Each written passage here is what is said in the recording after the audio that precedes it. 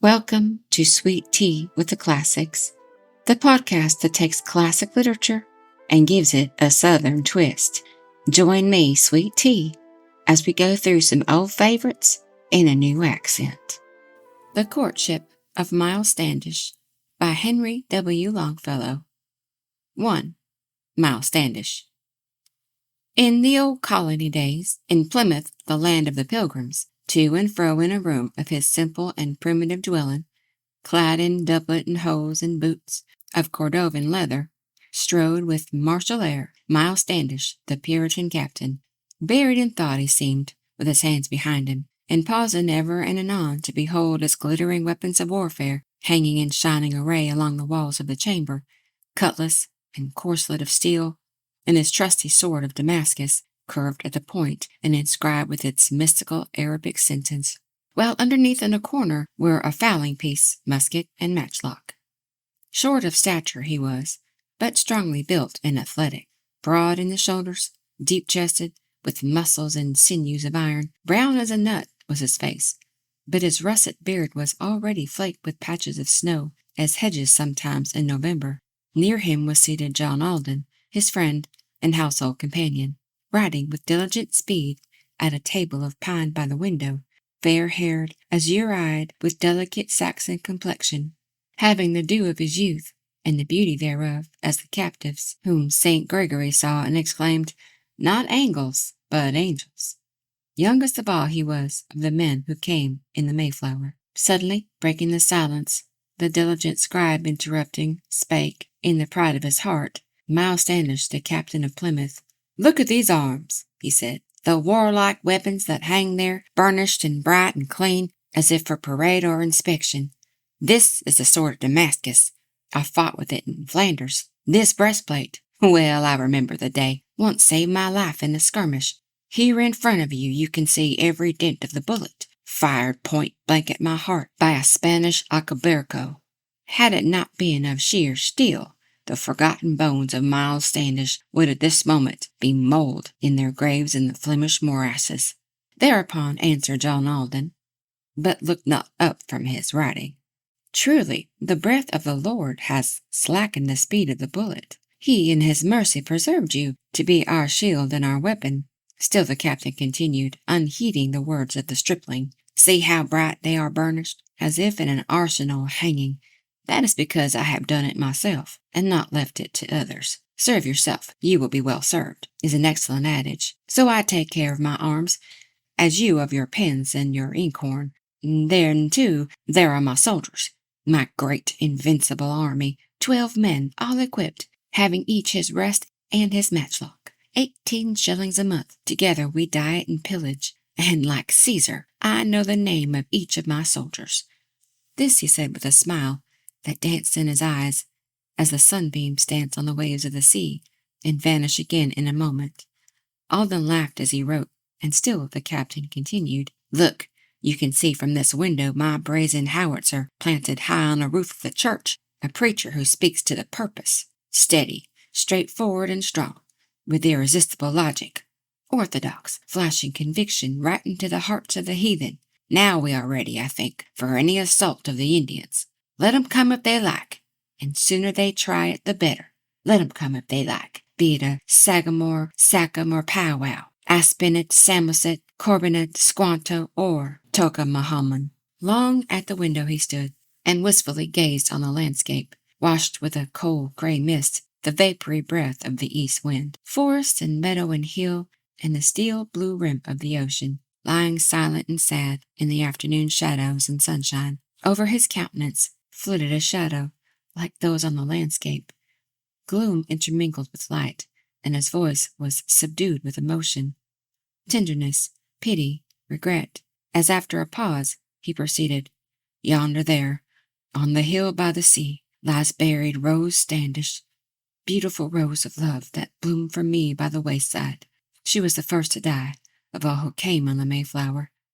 Green above her is growing the field of wheat we have sown there, better to hide from the Indian scouts the graves of our people, unless they should count them and see how many have already perished."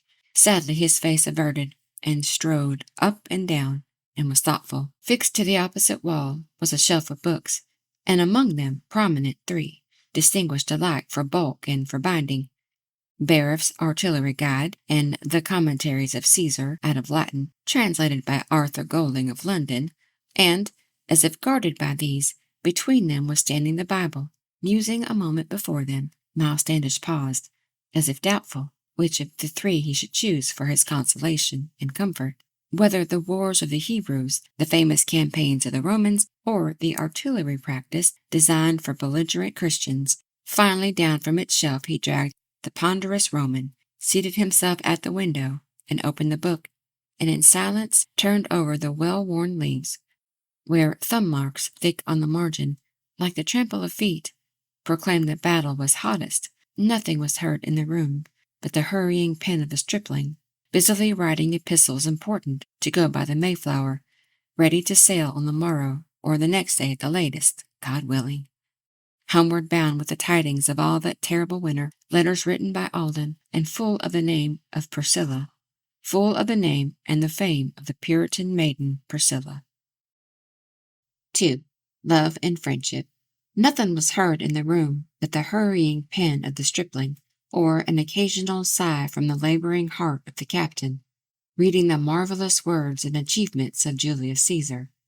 After a while, he exclaimed as he smote his hand palm downwards heavily on the page, "A wonderful man was this Caesar. You are a writer, and I am a fighter.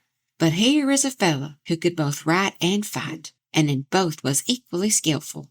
Straightway answered and spake John Alden, the comely, the youthful. "Yes, he was equally skilled, as you say, with his pen and his weapons. Somewhere have I read, but where I forget, he could dictate 7 letters at once, and at the same time writing his memoirs." "Truly," continued the captain, not heeding or hearing the other, "truly a wonderful man was Caius Julius Caesar. Better be first, he said, in a little Iberian village, than to be second in Rome, and I think he was right when he said it. Twice he was married before he was 20, and many times after. Battles 500 he fought, and 1,000 cities he conquered. He too fought in Flanders, as he himself has recorded. And finally he was stabbed by his friend, the orator Brutus. Now do you know what he did on a certain occasion in Flanders, when the rear guard of his army retreated, the front giving way too, and the immortal 12th Legion was crowded so closely together there was no room for their swords? Why, he seized a shield from a soldier, put himself straight at the head of the troops, and commanded the captains, calling on each by his name, to order forward the ensigns, then to widen the ranks and give more room for their weapons. So he won the day, the battle of something or other. That's what I always say. If you wish a thing to be well done, you must do it yourself. You must not leave it to others." All was silent again. The captain continued his reading. Nothing was heard in the room but the hurrying pen of the stripling, writing epistles important to go the next day by the Mayflower, filled with the name and the fame of the Puritan maiden Priscilla. Every sentence began or closed with the name of Priscilla, till the treacherous pen to which he confided the secret strove to betray it by singing and shouting the name of Priscilla.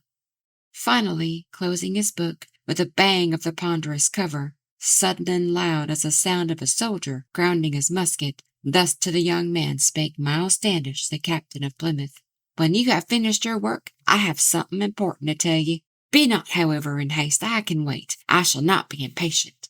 Straightway, Alden replied, as he folded the last of his letters, pushing his papers aside and giving respectful attention, "Speak, for whenever you speak, I am always ready to listen, always ready to hear whatever pertains to Miles Standish." Thereupon answered the captain, embarrassed, and calling his phrases, "'Tis not good for a man to be alone, say the Scriptures.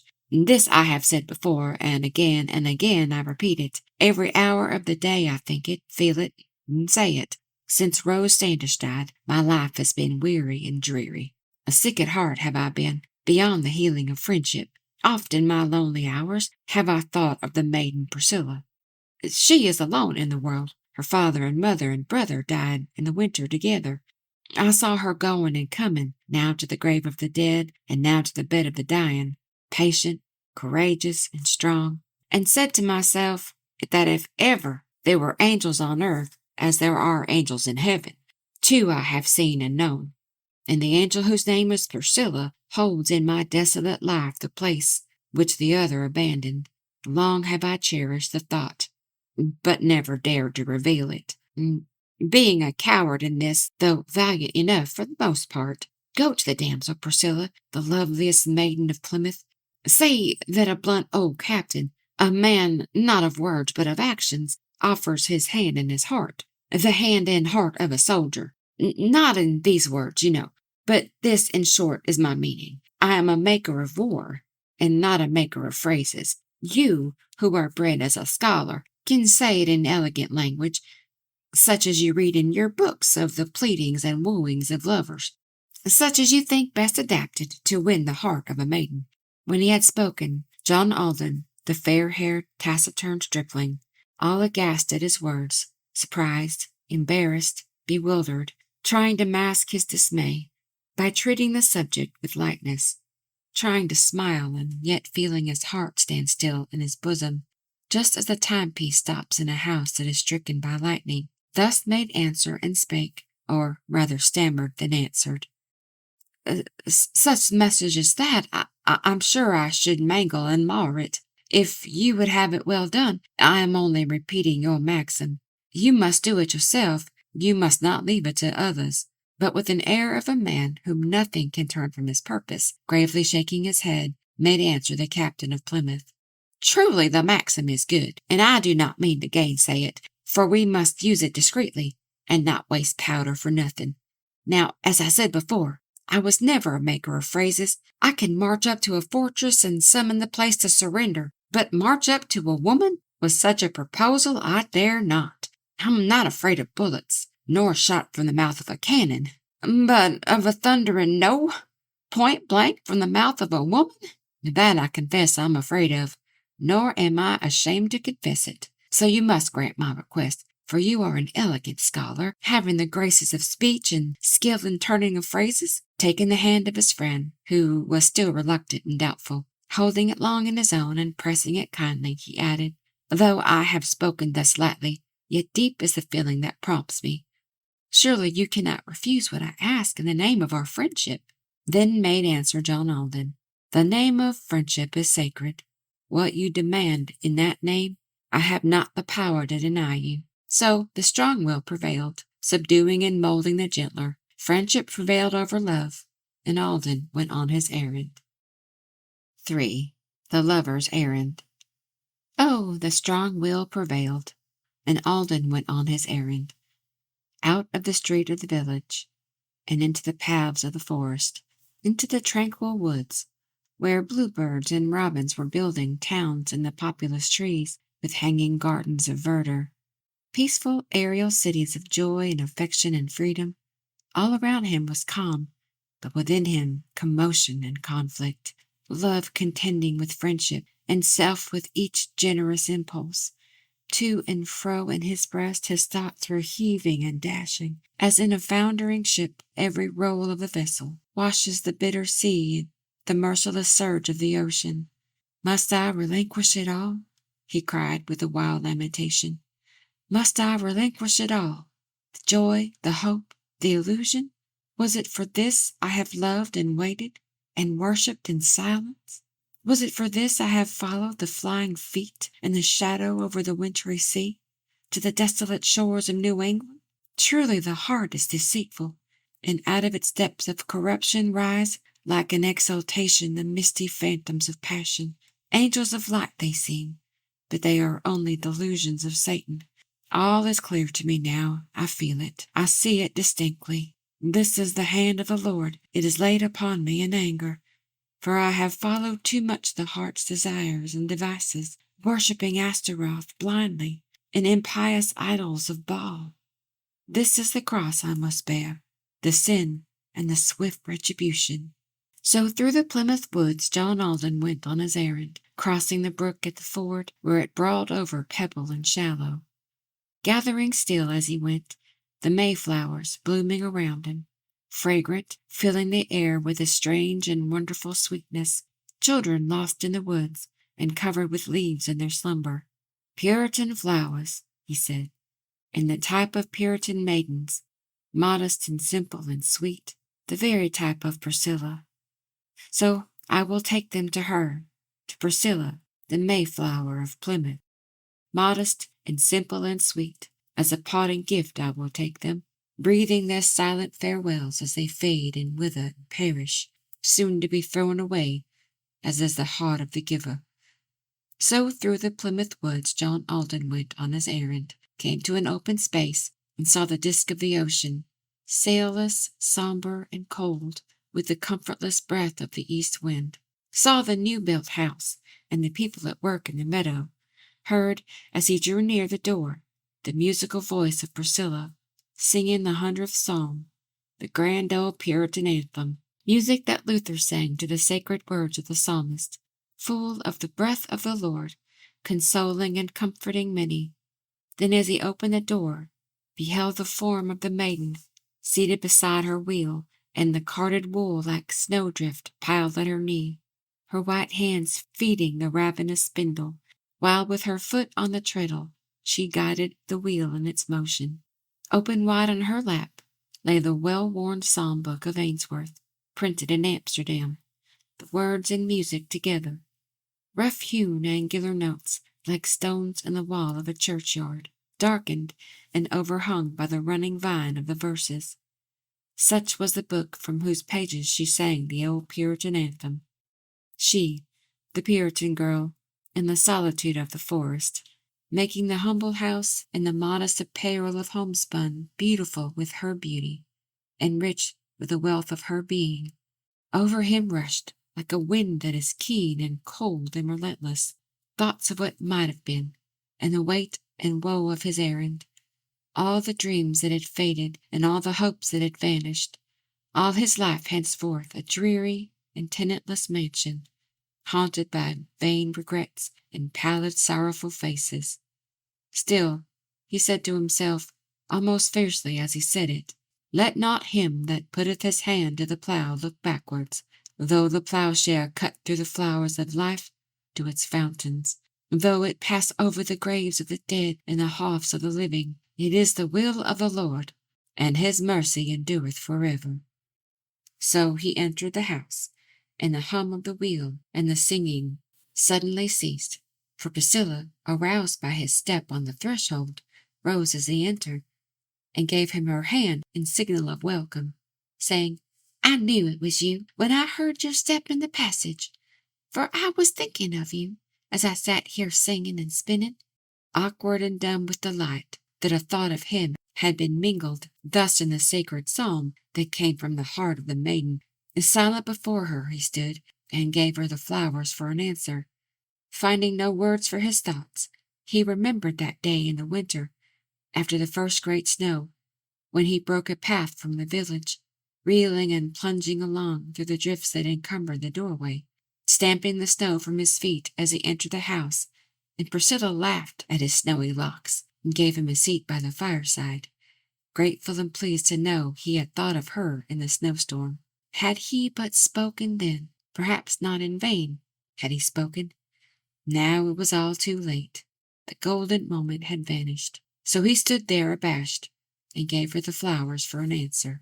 Then they sat down and talked of the birds and the beautiful springtime, talked of their friends at home, and the Mayflower that sailed on the morrow. I have been thinking all day, said gently the Puritan maiden, dreaming all night and thinking all day of the hedgerows of England.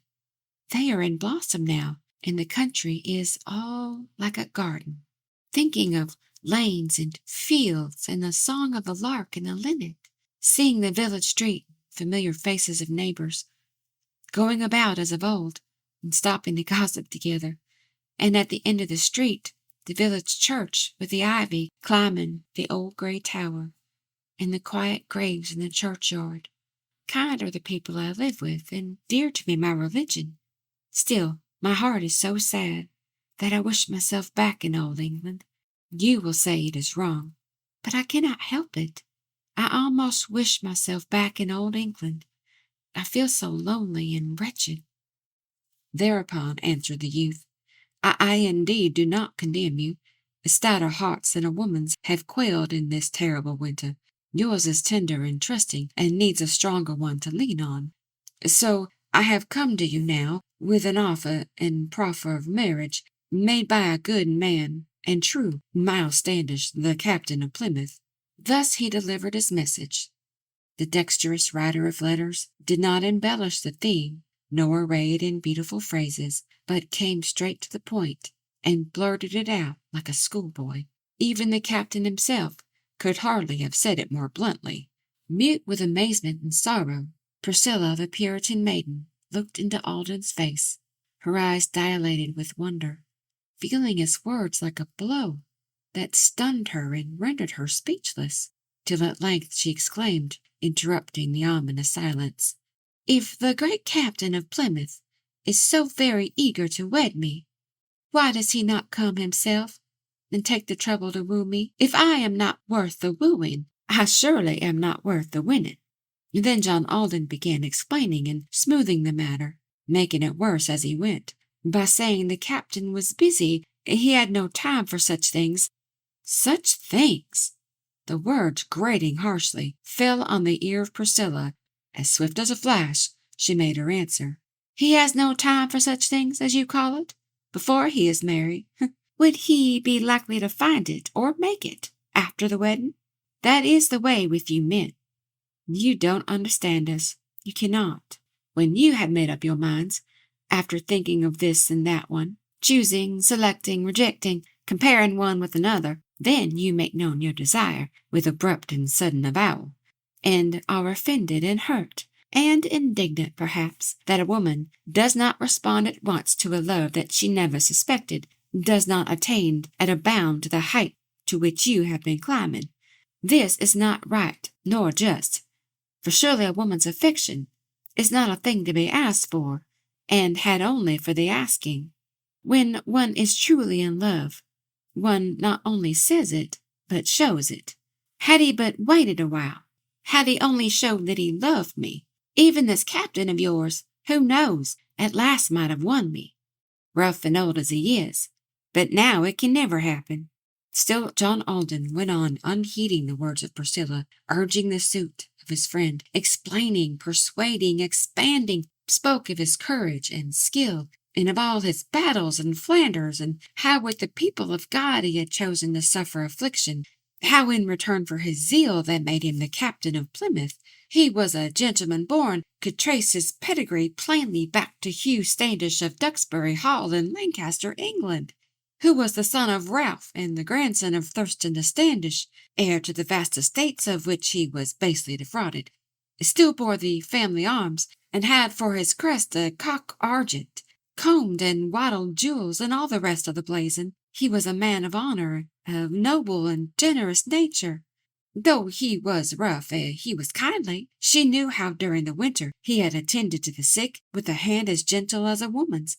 Somewhat hasty and hot, he could not deny it, and headstrong, stern as a soldier might be, but hardy and placable always, not to be laughed at and scorned because he was of little stature, for he was great of heart and magnanimous, courtly, courageous. Any woman in Plymouth, nay, any woman in England, might be happy and proud to be called the wife of Miles Standish. But as he warmed and glowed in his simple and eloquent language, quite forgetful of self and full of the praise of his rival, archly the maiden smiled, and with eyes ever running with laughter, said in a tremulous voice, "Why don't you speak for yourself, John?" 4. John Alden. Into the open air, John Alden, perplexed and bewildered, rushed like a man insane, and wandered alone by the seaside, paced up and down the sands, and bared his head to the east wind, cooling his heated brow and the fire and fever within him. Slowly as out of the heavens with apocalyptical splendors sank the city of God in the vision of John the Apostle. So, with its cloudy walls of chrysolite, jasper, and sapphire, sank the broad red sun, and over its turrets uplifted glimmered the golden reed of the angel who measured the city. Welcome, O wind of the east, he exclaimed in his wild exultation. Welcome, O wind of the east, from the caves of the misty Atlantic, blowing over fields of dulse and measureless meadows of sea-grass, blowing over rocky wastes into grottos and gardens of ocean. Lay thy cold, moist hand on my burning forehead, and wrap me close in thy garments of mist, to allay the fever within me. Like an awakened conscience, the sea was moaning and tossing, beating, remorseful and loud, the mutable sands of the seashore. Fierce in his soul was the struggle and tumult of passions contending, love triumphant and crowned, and friendship wounded and bleeding, passionate cries of desire and importunate pleadings of duty. Is it my fault, he said, that the maiden has chosen between us? Is it my fault that he failed? My fault that I am the victor? Then within him there thundered a voice, like the voice of the prophet, It hath displeased the Lord. And he thought of David's transgression, Bathsheba's beautiful face, and his friend in the front of the battle. Shame and confusion of guilt and abasement, self-condemnation, overwhelmed him at once, and he cried in the deepest contrition, It hath displeased the Lord. It is the temptation of Satan. Then, uplifting his head, he looked at the sea, and beheld there dimly the shadowy form of the Mayflower, riding at anchor, rocked on the rising tide, and ready to sail on the morrow. Heard the voices of the men through the mist, the rattle of cordage thrown on the deck, the shouts of the mates and the sailors. Aye, aye, sir, clear and distinct, but not loud, from the dripping air of the twilight. Still for a moment he stood, and listened, and stared at the vessel, then went hurriedly on, as one who, seeing a phantom, stops, then quickens his pace, and follows the beckoning shadow. Yes, it is plain to me now, he murmured. The hand of the Lord is leading me out of the land of darkness, bondage of error, through the sea that shall lift the walls of its waters around me, hiding me, cutting me off from the cruel thoughts that pursue me. Back will I go over the ocean. This dreary land will abandon her whom I may not love, and him whom my heart has offended. Better to be in my grave in the green churchyard in England, close by my mother's side, and among the dust of my kindred. Better to be dead and forgotten, than living in shame and dishonor, sacred and safe and unseen in the dark of the narrow chamber. With me my secret shall lie, like a buried jewel that glimmers bright on the hand that is dust, in the chambers of silence and darkness. Yes, as the marriage ring of the great espousal hereafter. Thus, as he spake, he turned, in the strength of his strong resolution, leaving behind him the shore, and hurried along in the twilight, through the congenial gloom of the forest, silent and sombre, till he beheld the lights in the 7 houses of Plymouth, shining like 7 stars in the dusk and mist of the evening. Soon he entered his door, and found the redoubtable captain sitting alone, and absorbed in the martial pages of Caesar, fighting some great campaign in Hainault or Brabant or Flanders. "Long have you been on your errand?" he said with a cheery demeanor, even as one who is waiting for an answer, and fears not the issue. "Not far off is the house, although the woods are between us. But you have lingered so long that, while you were going and coming, I have fought 10 battles, and sacked and demolished a city. Come, sit down, and in order relate to me all that has happened." Then John Alden spake, and related the wondrous adventure from beginning to end, minutely, just as it happened.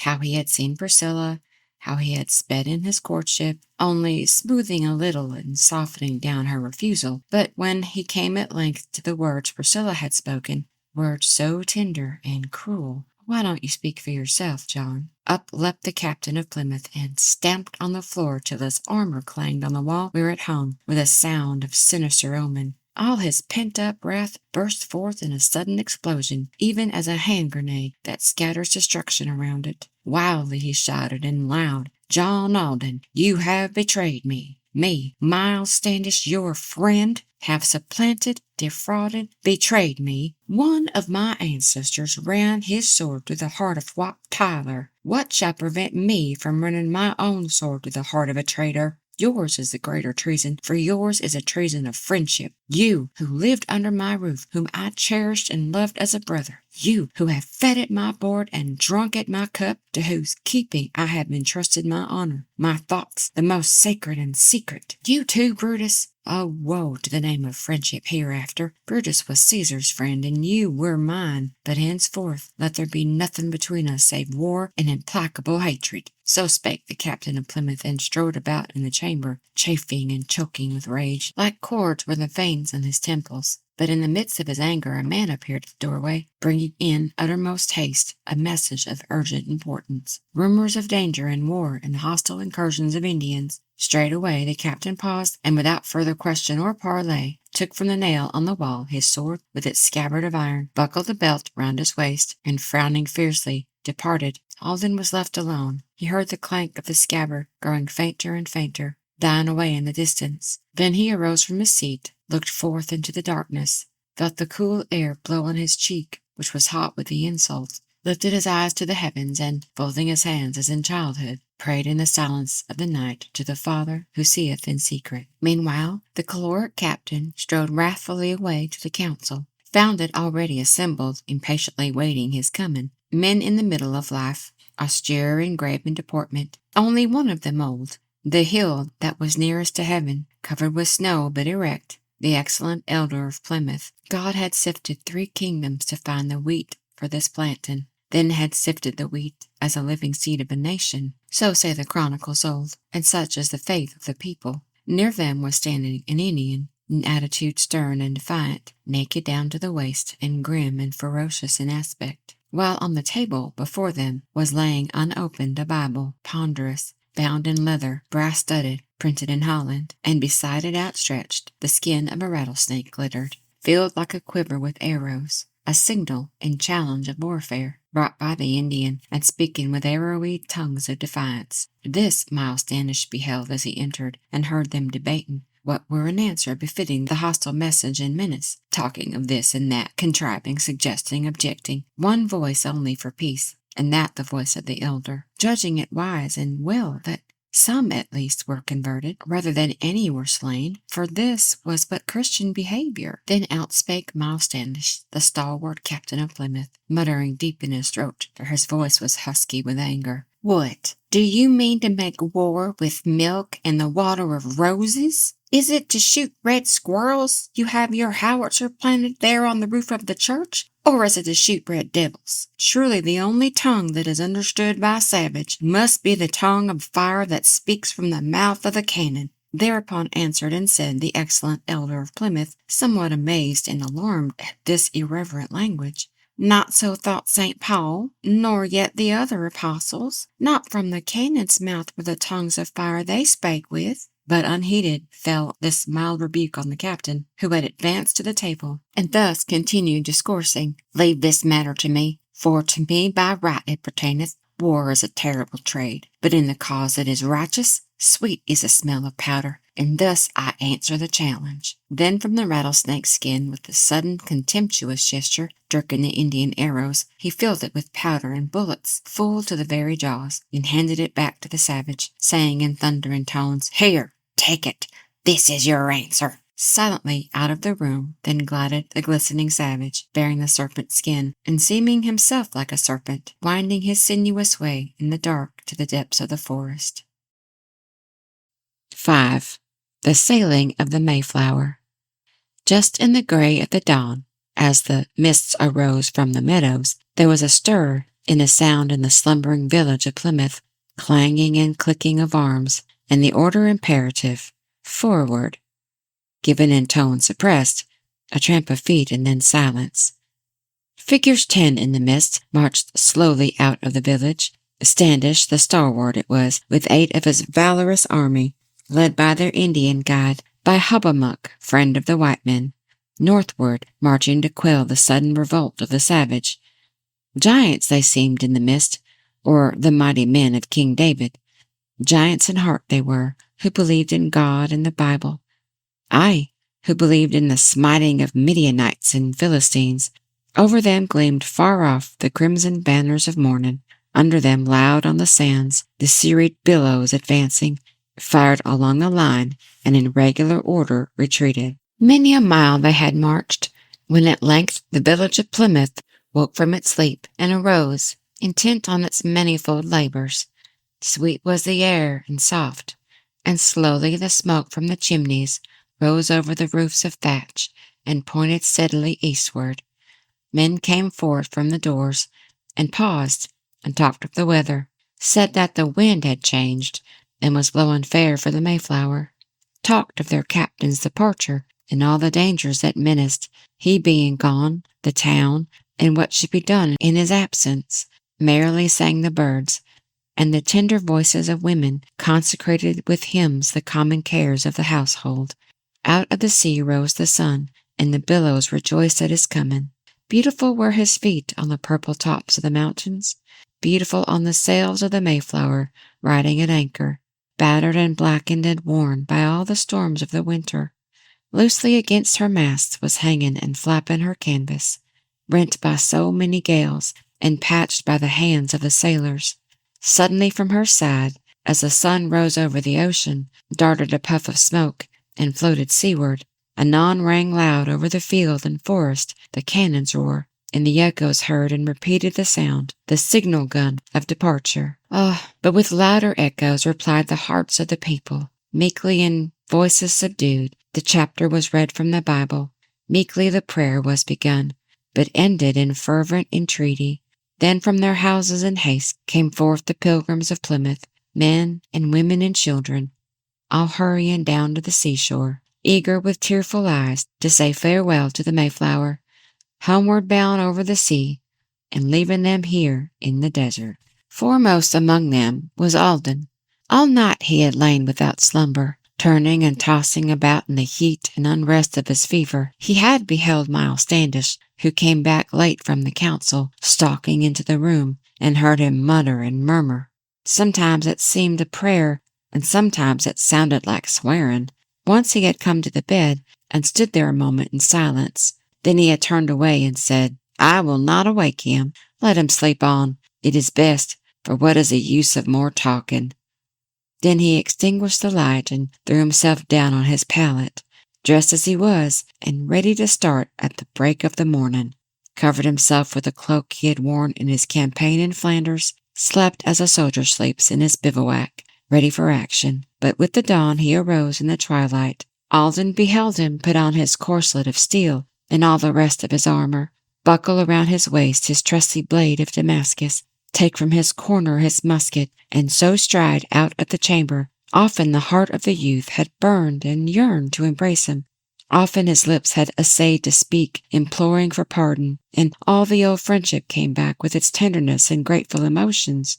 But his pride overmastered the nobler nature within him, pride in the sense of his wrong, and the burning fire of the insult.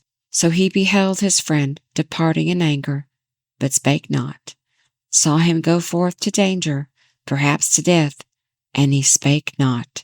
Then he arose from his bed and heard what the people were saying, joined in the talk at the door with Stephen and Richard and Gilbert, joining in the morning prayer and in the reading of Scripture, and, with the others, in haste, went hurrying down to the seashore, down to the Plymouth Rock, that had been to their feet as a doorstep into an unknown world, the cornerstone of a nation. There, with his boat, was the master, already a little impatient, lest he should lose the tide or the wind might shift to the eastward, square-built, hardy and strong, with an odor of ocean about him, speaking with this one and that, and cramming letters and parcels into his pockets capacious, and messages mingled together into his narrow brain, till at last he was wholly bewildered. Nearer the boat stood Alden, with one foot placed on the gunwale, one still firm on the rock, and talking at times with the sailors, seated erect on the thwart, and ready and eager for starting. He too was eager to go, and thus put an end to his anguish, thinking to fly from despair, that swifter than keel is or canvas, thinking to drown in the sea the ghost that would rise and pursue him. But as he gazed on the crowd, he beheld the form of Priscilla, standing dejected among them, unconscious of all that was passing. Fixed were her eyes upon his, as she divined his intention, fixed with a look so sad, so reproachful, imploring, and patient, that with a sudden revulsion his heart recoiled from its purpose, as from the verge of a crag, where one step more is destruction. Strange is the heart of a man, with its quick, mysterious instincts. Strange is the life of a man, and fatal or fated are moments, whereupon turn, as on hinges, the gates of the wall of adamantine. Here I remain, he exclaimed, as he looked at the heavens above him, thanking the Lord, whose breath had scattered the mist and the madness, wherein, blind and lost to death, he was staggering headlong. Yonder snow-clad cloud that floats in the ether above me seems like a hand that is pointing and beckoning over the ocean. There is another hand that is not so spectral and ghost-like, holding me, drawing me back, and clasping mine for protection. Float, O hand of cloud, and vanish away in the ether. Roll thyself up like a fist to threaten and daunt me, I heed not, either to your warning or menace, or any omen of evil. There is no land so sacred, no air so pure, so wholesome, as the air she breathes, and the soil that is pressed by her footsteps. Here for her sake will I stay, like an invisible presence, hover around her forever, protecting, supporting her weakness. Yes, as my foot was the first that stepped on this rock at the landing, so with the blessing of God shall it be the last at the leaving.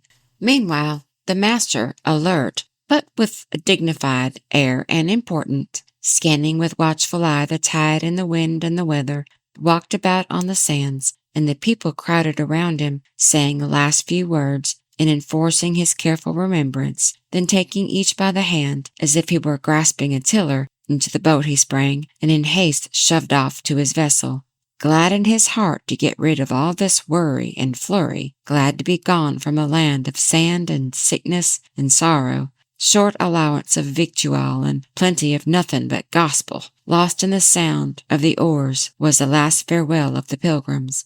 Oh, strong hearts and true, not one went back in the Mayflower. No, not one looked back who had set his hand to this ploughing. Soon were heard on board the shouts and songs of the sailors, heaving the windlass round and hoisting the ponderous anchor. Then the yards were braced, and all the sails set to the west wind, blowing steady and strong, and the Mayflower sailed from the harbor, round to the point of the Gurnet, and leaving far to the southward island and Cape of Sand, in the field of the first encounter, took the wind on her quarter, and stood for the open Atlantic, borne on the sand of the sea and the swelling hearts of the pilgrims. Long in silence they watched the receding sail of the vessel, much endeared to them all as something living and human. Then, as if filled with the Spirit and wrapped in a vision prophetic, bearing his hoary head, the excellent elder of Plymouth said, "Let us pray." And they prayed and thanked the Lord and took courage. Mournfully sobbed the waves at the base of the rock, and above them bowed and whispered the wheat on the hill of death, and their kindred seemed to awake in their graves and join in the prayer that they uttered. Sun illuminated and white on the eastern verge of the ocean gleamed the departing sail like a marble slab in a graveyard. Buried beneath it lay forever all hope of escaping. Lo, as they turned to depart, they saw the form of an Indian watching them from the hill, but while they spake to each other, pointing with outstretched hands and saying, "Look," he had vanished. So they returned to their homes, but Alden lingered a little, musing alone on the shore, and watching the wash of the billows round the base of the rock, and the sparkle and flash of the sunshine, like the Spirit of God moving visibly over the waters. 6. Priscilla. Thus for a while he stood and mused by the shore of the ocean, thinking of many things, and most of all of Priscilla, and as if thought had the power to draw itself like the lodestone, whatsoever it touches by subtle laws of nature, lo, as he turned to depart, Priscilla was standing beside him. "Are you so much offended you will not speak to me?" said she. "Am I so much to blame that yesterday when you were pleading warmly the cause of another, my heart, impulsive and wayward, pleaded your own and spake out, forgetful perhaps of decorum? Certainly you can forgive me for speaking so frankly, for saying what I ought not to have said, yet now I can never unsay it. For there are moments in life when the heart is so full of emotion that if by chance it be shaken, or into its depths like a pebble drops some careless word, it overflows, and its secrets spilt on the ground like water can never be gathered together. Yesterday I was so shocked when I heard you speak of John Standish, praising his virtues, transforming his very defects into virtues. praising his courage and strength, and even his fighting in Flanders, as if by fighting alone you could win the heart of a woman, quite overlooking yourself and the rest, in exalting your hero. Therefore I spake as I did, by an irresistible impulse. You will forgive me, I hope, for the sake of the friendship between us, which is too true and too sacred to be so easily broken. Thereupon answered John Alden, the scholar, the friend of Miles Standish. I was not angry with you. With myself alone I was angry, seeing how badly I managed the matter I had in my keeping. No, interrupted the maiden, with answer prompt and decisive. No, you were angry with me for speaking so frankly and freely. It was wrong, I acknowledge, for it is the fate of a woman long to be patient and silent, to wait like a ghost that is speechless, till some questioning voice dissolves the spell of its silence. Hence is the inner life of so many suffering women, sunless and silent and deep, like subterranean rivers running through caverns of darkness, unheard, unseen, and unfruitful, chafing their channels of stone with endless and profitless murmurs. Thereupon answered John Alden, the young man, the lover of women. Heaven forbid it, Priscilla, and truly they seem to me always more like the beautiful rivers that water the Garden of Eden, more like the rivers of Euphrates, through deserts of Havilah flowing, filling the land with delight and memory sweet of the garden.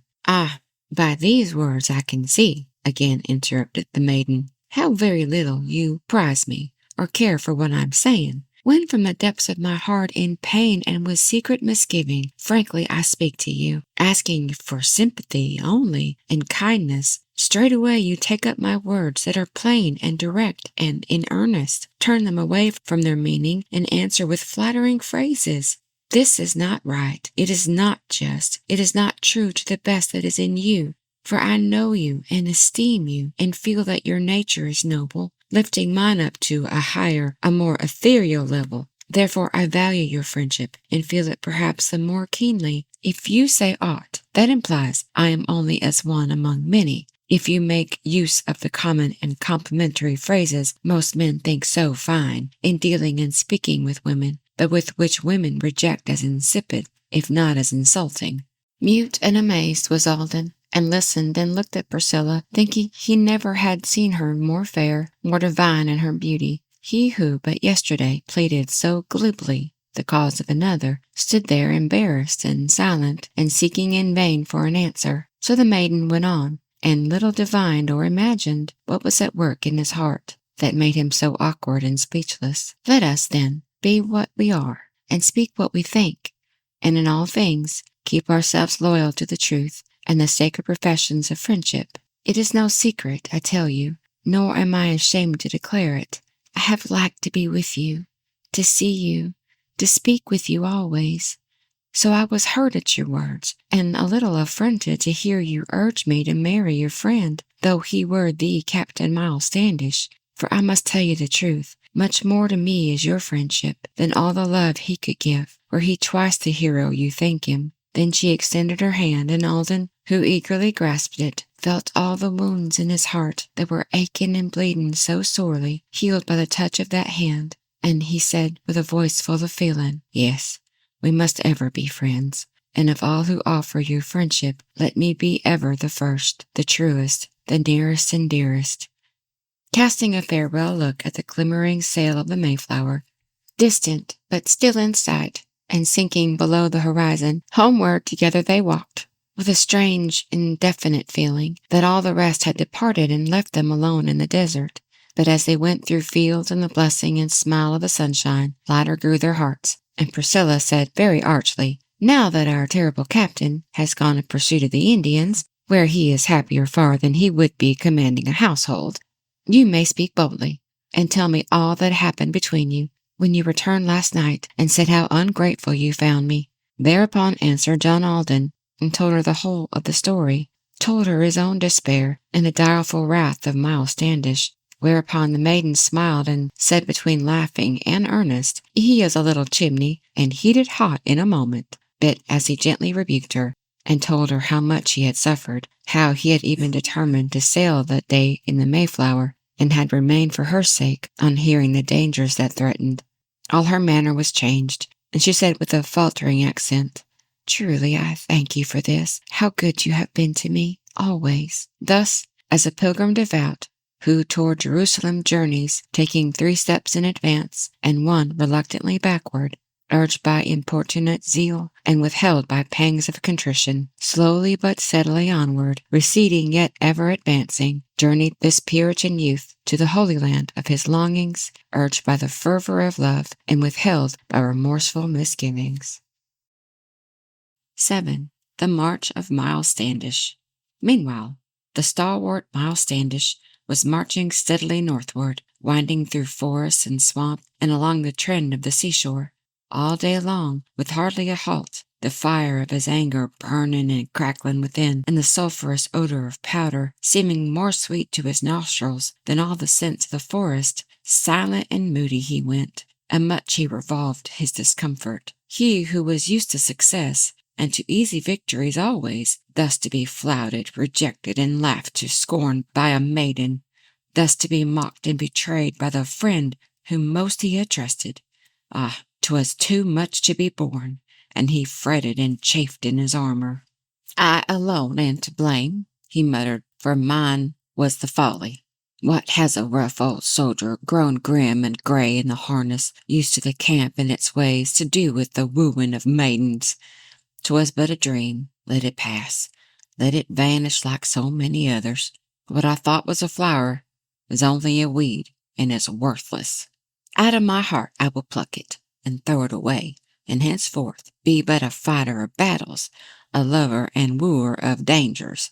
Thus he resolved in his mind his sorry defeat and discomfort, while he was marching by day or lying at night in the forest, looking up at the trees and the consolations beyond them. After a 3 days' march, he came to an Indian encampment, pitched on the edge of the meadow, between the sea and the forest, women at work by their tents, and the warriors horrid with war paint, seated about a fire and smoking and talking together, who, when they saw from afar the sudden approach of the white men, saw the flash of the sun on breastplate and saber and musket, straightway leaped to their feet, and 2 from among them, advancing, came to parley with Standish and offer him furs as a present. Friendship was in their looks, but in their hearts there was hatred. Braves of the tribe were these, and brothers gigantic in stature, huge as Goliath of Gath, or the terrible Og, king of Bashan. One was Pecksuot named, the other was Wattawamat.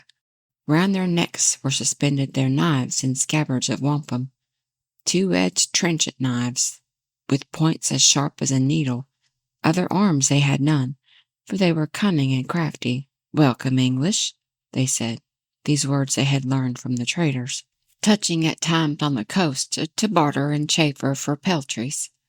Then, in their native tongue, they began to parley with Standish through his guide and interpreter, Hubbamuck, friend of the white man, begging for blankets and knives, but mostly for muskets and powder, kept by the white man, they say, concealed with the plague in his cellars, ready to be let loose and destroy his brother the red man. But when Standish refused and said he would give them the Bible, suddenly changing their tone, they began to boast and to bluster. Then Wattawamat advanced with a stride in front of the other, and with a lofty demeanor, thus vauntingly spake to the captain. Now Wattawamat can see by the fiery eyes of the captain, angry is he in his heart, but the heart of the brave Wattawamat is not afraid at the sight. He was not born of a woman, but on a mountain at night, from an oak tree, riven by lightning. Forth he sprang at a bound, with all his weapons about him, shouting, "Who is there to fight the brave Wattawamat?" Then he unsheathed the knife, and, wetting the blade on his left hand, held it aloft and displayed a woman's face on the handle, saying with bitter expression and look of sinister meaning, "I have another at home, with the face of a man on the handle. By and by they shall marry, and there will be plenty of children." Then stood Pecksuot forth, self-vaunting, insulting Miles Standish, while with his fingers he patted the knife that hung at his bosom, drawing it half from its sheath, and plunging it back as he muttered, "By and by it shall eat, but shall speak not. This is the mighty captain that the white men have sent to destroy us. He is a little man. Let him go and work with the women." Meanwhile, Standish had noted the faces and figures of Indians peeping and creeping about from bush to tree in the forest, feigning to look for game, with arrows set on their bowstrings, drawing about him still closer and closer the net of their ambush. But undaunted he stood, and dissembled, and treated them smoothly. So the old chronicles say, that were writ in the days of the fathers. But when he heard their defiance, the boast, the taunt, and the insult, all the hot blood of his race, of Sir Hugh and of Thurston Standish, boiled and beat in his heart, and swelled in the veins of his temples.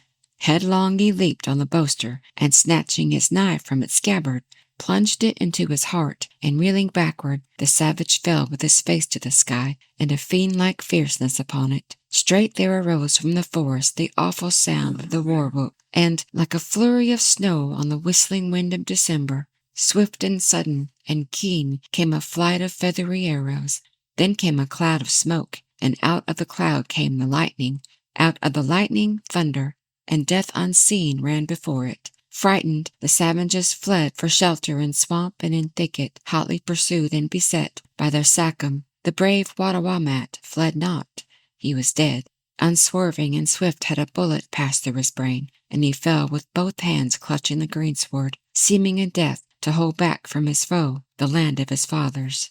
There, on the flowers of the meadow, the warriors lay, and above them, silent with folded arms, stood Hubbamook, friend of the white man.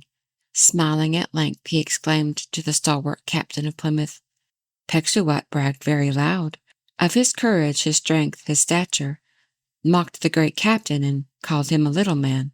But I see now, big enough you have been to lay him speechless before you. Thus the first battle was fought and won by the stalwart Miles Standish. When the tidings thereof were brought to the village of Plymouth, and as a trophy of war, the head of the brave Wattawamat scowled from the roof of the fort, which at once was a church and a fortress. All who beheld it rejoiced and praised the Lord and took courage. Only Priscilla averted her face from the spectre of terror, thanking God in her heart that she had not married Miles Standish, shrinking, fearing almost lest, coming home from his battles, he should lay claim to her hand as the prize and reward for his valor. 8. The Spinning Wheel. Month after month passed away, and in autumn the ships of the merchants came with kindred and friends, with cattle and corn for the pilgrims. All in the village was peace. The men were intent on their labors, busy with hewing and building, with garden plot and with mearstead, busy with breaking the glebe and mowing the grass in the meadows, searching the sea for its fish and hunting the deer in the forest. All in the village was peace, but at times the rumor of warfare filled the air with alarm and the apprehension of danger. Bravely the stalwart Miles Standish was scouring the land with his forces, waxing valiant in fight and defeating the alien armies, till his name had become a sound of fear to the nations. Anger was still in his heart, but at times the remorse and contrition which in all noble natures succeed the passionate outbreak came like a rising tide that encounters the rush of a river, staying its current a while, but making it bitter and breakish. Meanwhile Alden at home had built him a new habitation, solid, substantial, and of timber rough-hewn from the firs of the forest. Wooden barred was the door, and the roof was covered with rushes. Latticed the windows were, and the window panes were of paper oiled to admit the light, while wind and rain were excluded. There, too, he dug a well, and around it planted an orchard. Still may be seen to this day some trace of the well and the orchard. Close to the house was the stall, where, safe and secure from annoyance, Ragcorn, the snow-white steer that had fallen to Alden's allotment in the division of cattle, might ruminate in the night-time over the pastures he cropped, made fragrant by sweet pennyroyal. Oft, when his labor was finished, with eager feet would the dreamer follow the pathway that ran through the woods to the house of Priscilla. Led by illusions romantic and subtle deceptions of fancy, pleasure disguised as duty, and love in the semblance of friendship. Ever of her he thought, when he fashioned the walls of his dwelling. Ever of her he thought, when he delved in the soil of his garden. Ever of her he thought, when he read in his Bible on Sunday praise of the virtuous woman, as she is described in the Proverbs, how the heart of her husband doth safely trust in her always, how all the days of her life she will do him good and not evil, how she seeketh the wool and the flax, and worketh with gladness, how she layeth her hand to the spindle, and holdeth the distaff, how she is not afraid of the snow for herself or her household, knowing her household are clothed with the scarlet cloth of her weaving. So she sat at her wheel one afternoon in autumn. Alden, who opposite sat, and was watching her dexterous fingers, as if the thread she was spinning were that of his life and his fortune, after a pause in their talk, thus spake to the sound of the spindle. "Truly, Priscilla," he said, "when I see you spinning and spinning, never an idle moment, but thrifty and thoughtful of others, suddenly you are transformed, are visibly changed in a moment. You are no longer Priscilla, but Bertha the beautiful spinner." Here the light foot on the treadle grew swifter and swifter. The spindle uttered an angry growl, and the thread snapped short in her fingers, while the impetuous speaker, not heeding the mischief, continued, "You are the beautiful Bertha, the spinner, the queen of Helvetia, whose story I read at a stall in the streets of Southampton, who, as she rode on her palfrey o'er valley and meadow and mountain, ever was spinning her thread from a distaff fixed to her saddle. She was so thrifty and good that her name passed into a proverb. So shall it be with your own, when the spinning wheel shall no longer hum in the house of the farmer and fill its chambers with music. Shall the mothers, reproving, relate how it was in their childhood, praising the good old times and the days of Priscilla the spinner. Straight arose from her wheel the beautiful Puritan maiden, pleased with the praise of her thrift, from him whose praise was the sweetest, drew from the reel on the table a snowy skein of her spinning, and thus making answer meanwhile to the flattering phrases of Alden. "Come, you must not be idle. If I am a pattern for housewives, show yourself equally worthy of being the model of husbands. Hold this skein on your hands while I wind it, ready for knitting. Then who knows but hereafter, when fashions have changed in the manners, fathers may talk to their sons of the good old time of John Alden." Thus, with a jest and a laugh, the skein on his hands she adjusted, he sitting awkwardly there with his arms extended before him, she standing graceful, erect, and winding the thread from his fingers, sometimes chiding a little his clumsy manner of holding, sometimes touching his hands as she disentangled expertly twist or knot in the yarn, unawares, for how could she help it, sending electrical thrills through every nerve in his body. Lo, in the midst of this scene, a breathless messenger entered, bringing in hurry and heat the terrible news from the village. Yes, Miles Standish was dead. An Indian had brought them the tidings, slain by a poisoned arrow, shot in front of the battle, into an ambush beguiled, cut off with the whole of his forces. All the town would be burned and all the people be murdered. Such were the tidings of evil that burst on the hearts of the hearers. Silent and statue-like stood Priscilla, her face looking backward still at the face of the speaker, her arms uplifted in horror. But John Alden, upstarting, as if the barb of the arrow piercing the heart of his friend had struck his own, and had sundered once and forever the bonds that had held him as a captive. Wild with excess of sensation, the awful delight of his freedom mingled with pain and regret, unconscious of what he was doing, clasped, almost with a groan, the motionless form of Priscilla, pressing her close to his heart as forever his own, and exclaiming, "Those whom the Lord hath united, let no man put them asunder." Even as rivulets twain, from distant and separate sources, seeing each other afar, as they leap from rocks and pursuing each one its devious path, but drawing nearer and nearer, rush together at last at their trysting place in the forest, so these lives that had run thus far in separate channels, coming in sight of each other, then swerving and flowing asunder, parted by barriers strong, but drawing nearer and nearer, rushed together at last, and one was lost in the other. 9. The Wedding Day. Forth from the curtain of clouds, from the tent of purple and scarlet, issued the sun, the great high priest, in his garments resplendent, holiness unto the Lord, in letters of light on his forehead. Round the hem of his robe the golden bells and pomegranates, blessing the world, he came, and the bars of vapor beneath him gleamed like a grate of brass, and the seat at his feet was a laver. This was the wedding morn of Priscilla the Puritan maiden. Friends were assembled together. The elder and magistrate also graced the scene with their presence, and stood like the law and the gospel. one with the sanction of earth, and one with the blessing of heaven. Simple and brief was the wedding, as that of Ruth and Boaz. Softly the youth and the maiden repeated the words of betrothal, taking each other for husband and wife in the magistrate's presence, after the Puritan way and the laudable custom of Holland. Fervently then and devoutly the excellent elder of Plymouth prayed for the hearth and the home that were founded that day in affection, speaking of life and of death, and imploring divine benedictions. Lo, when the service was ended, a form appeared on the threshold, clad in armor of steel, a sombre and sorrowful figure. Why does the bridegroom start and stare at the strange apparition? Why does the bride turn pale and hide her face on his shoulder? Is it a phantom of air, a bodiless spectral illusion? Is it a ghost from the grave that has come to forbid the betrothal? Long had it stood there unseen, a guest uninvited, unwelcomed. Over its clouded eyes there passed at times an expression, softening the gloom and revealing the warm heart hidden beneath them, as when across the sky the driving rack of the rain cloud grows for a moment thin and betrays the sun by its brightness.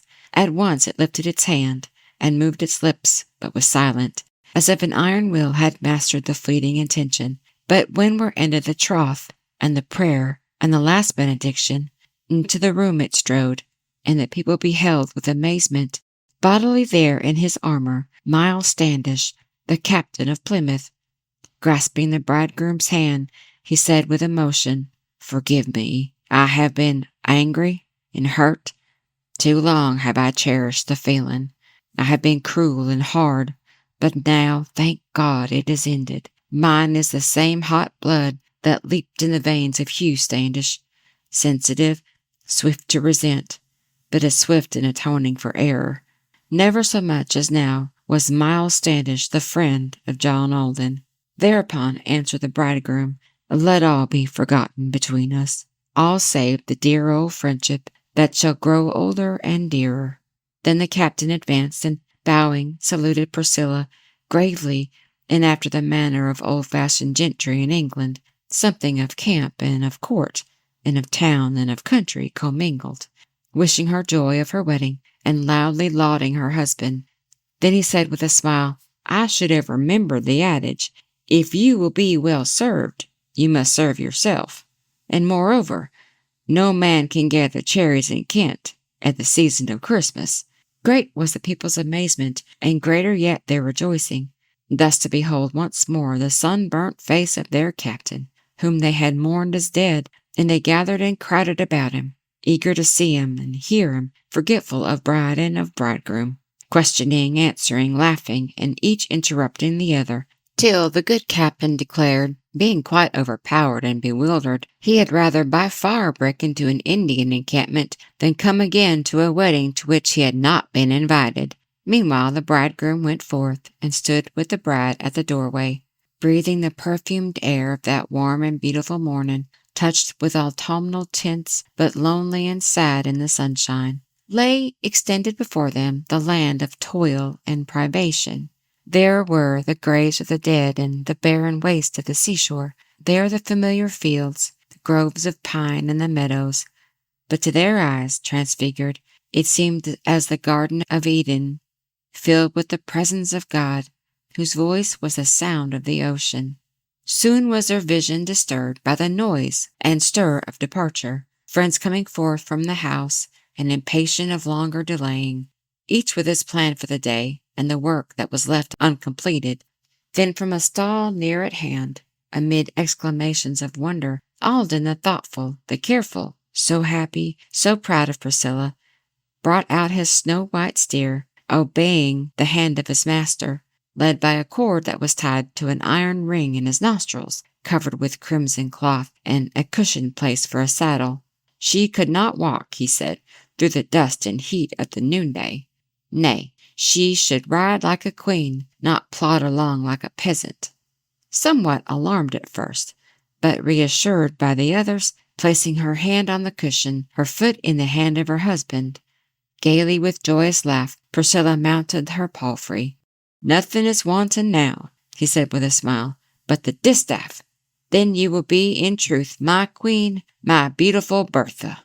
Onward the bridal procession now moved to their new habitation. Happy husband and wife, and friends conversing together, pleasantly murmured the brook as they crossed the ford in the forest, pleased with the image that passed like a dream of love through its bosom, tremulous, floating in air over the depths of the azure abysses. Down through the golden leaves the sun was pouring his splendors, gleaming on purple grapes that from the branches above them suspended mingled their odorous breath and the balm of the pine and the fir tree, wild and sweet as the clusters that grew in the valley of Eshcol, like a picture, it seemed, of the primitive pastoral ages, fresh with the youth of the world, and recalling Rebekah and Isaac, old and yet ever new, the simple and beautiful always, love, immortal and young, in the endless succession of lovers. So through the pilgrim woods passed onward the bridal procession. Thank you for spending time with us at Sweet Tea with the Classics. We hope you enjoyed your visit. Like, share, and subscribe for more. And remember, when life hands you lemons, slice them up and put them in your tea.